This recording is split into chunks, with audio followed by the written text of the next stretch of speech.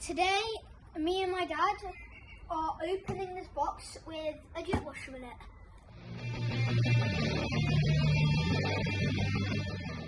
Hello, I'm Mike and welcome to the channel. Now, we went to B&Q today to find a replacement jet washer, and we come back with this McAllister MPWP 2200.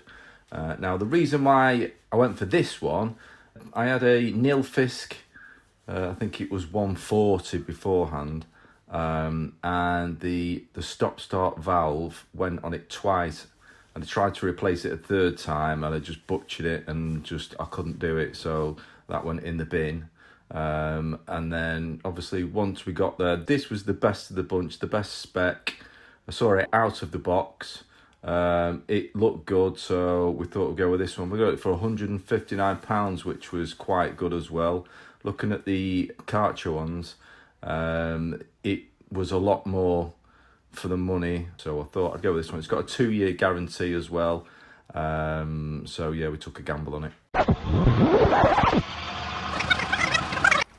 Right, let's have a look inside the box. So what we've got is the main lance, we've got the lance extensions, we've got the patio cleaner that we need to put together, we've got the brush attachment, we've got the lance holder and the screw to put it in, and then we've got the little filter that you plug in line with the inlet hose.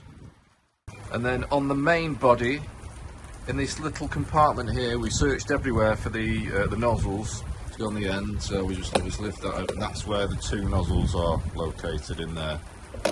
Also on the side here, it's got a little blue button there, you press that and then the handle extends as well, which is good. And then you've got the foam attachment in the back there. And you take the water inlet filter, put it on the inlet hose, just do it so it's finger tight. Then to attach the lance to the hose, push it in there, wait till it clicks.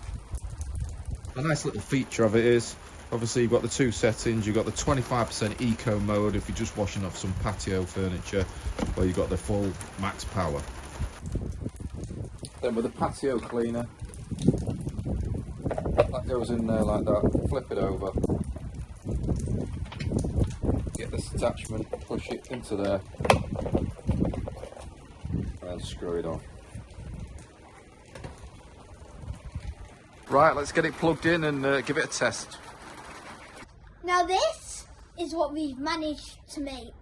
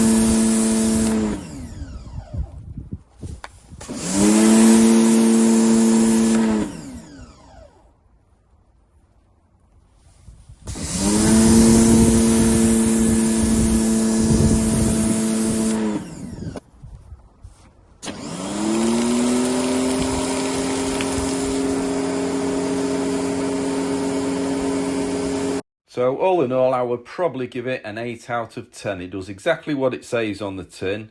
It's good value, fairly good quality, plenty of attachments, but the only thing is, will it stand the test of time?